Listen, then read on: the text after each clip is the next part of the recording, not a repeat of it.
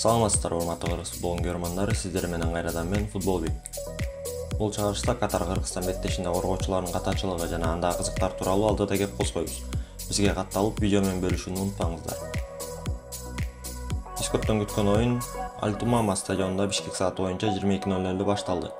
Башка чыгарылыштарда айтып жүргөндөй эле Максим Лисицин коргонууга ыктаган ашыктыруучу. Андыктан 5-3-2 тактикасы менен оюнду баштоону туура көргөн.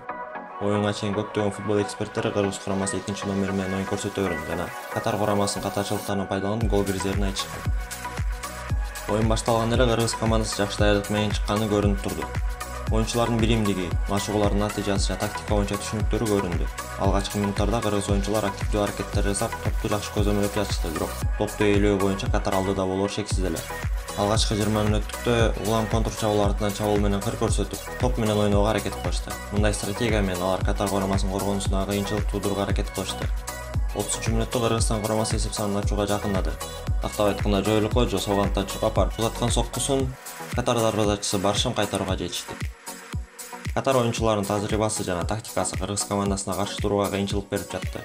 Оюндун ортосунда катарлыктар тез чабуулга чыгып, биздин коргоо сызыгын өтүүгө аракет кылышты. Чабуулдун көпчүлүгүн сол канаттан жүрдү. Алган эмес айып аянтчага чейин топту жеткирип берүүлөрү ийгиликтүү болуп жатканына карабастан, Эржен Такотоев өз ордунда экенин көрсөтүп жатты. Катарлыктардын биринчи голу оюндун 39-мүнөтүндө кирди. Бул гол кыргыз футболчулар үчүн психологиялык жүк болду. Оюндун экинчи бөлүгүндө Кыргыз курамасы өз оюнун жандандырууга аракет кылды. Оюнчулар топту жакшы өткөрүүгө, чабуулда уюштурууга аракет кылышты, бирок Катар курамасынын коргоо сызыгы бекем болуп, биздин оюнчулардын чабуулдарына тоскоол болду. Оюндун 63-мүнөтүндө Катар курамасы экинчи голун киргизди. Тактап айтканда Тамирлан Козубаев топтун багытын биздин дарбазага буруп автогол киргизди. Бул биздин команда үчүн дагы бир кыйынчылык болду.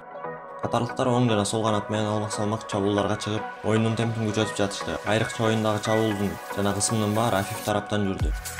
75-мүнөттө Алимардан Шүкүрөвдүн айып аянттын ичинен дарбазанын курч-курчуна узаткан кубаттуу соккусу гол менен жыйынтыкталды.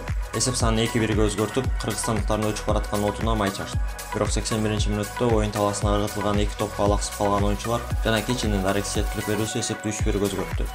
3-1 эсебинде аяктаган оюн Лисицинге катачылыктар дагы эле бар экенин жана анын үстүнөн иштөө керек экенин көрсөттү.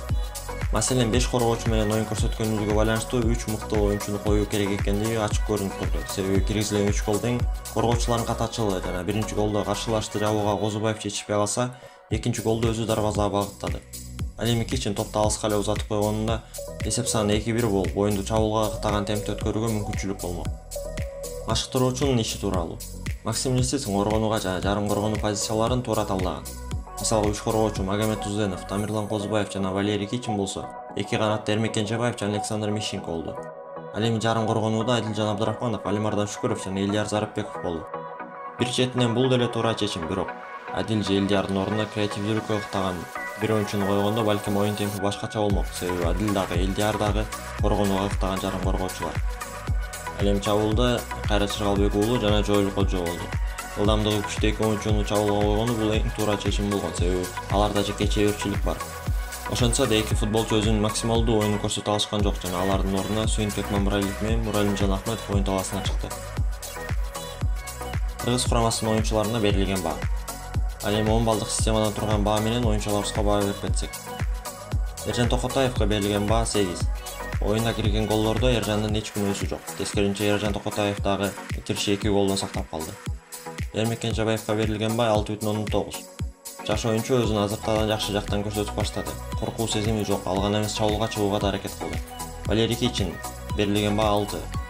Коргонуудагы дубалус болгон Валера бүгүн өзүнүн мыкты беттешин өткөрө алган жок.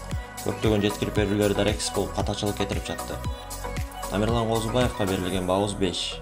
Оюндун башталышынан биринчи голго чейинки аралыкта өзүн жакшы көрсөтүп жатты. Бирок киргизилген 2 гол тең Козубаевдин катачылыгынан кирди. Ильяр Зарыпбеков 6,3. Жалпысынан начар эмес оюн өткөрдү. Александр Мищенко 6,5. Александр оң канаттыды кат көзөмөлдөп, чабуулдун жолун тосуп жатты жана кетирген катачылыктары болгон жок. Адилжан Абдырахманов 6,6. Курамабыздын оюнундагы бүт кара жумушту кылган бул Адилжан. Каршылаштын жолун тосуп, топту тартып алуу бул анын функциясы. Магомед Узенов 6,6. Оюнда өзүн көп деле көрсөтө алган жок, бирок позициялык ачылууларга жардам берүү менен бирге топту айып аянттан узакка узатып жатты. Алимардан Шүкүров берилген баа 8. Оюндагы Кыргызстандын жалгыз голун киргизген Алимардан оюнга креативдүүлүк берип, топту алдыга сүрөдү. Кайрат Жыргалбек уулу 6,13. Кайрат өзүнүн позициясын ойногон үчүн өзү максималдуу түрдө көрсөтө алган жок. Жоэл Кожо. Кожодо бир нече мүмкүнчүлүк болду, бирок ал учурда ал ишке ашыра албады.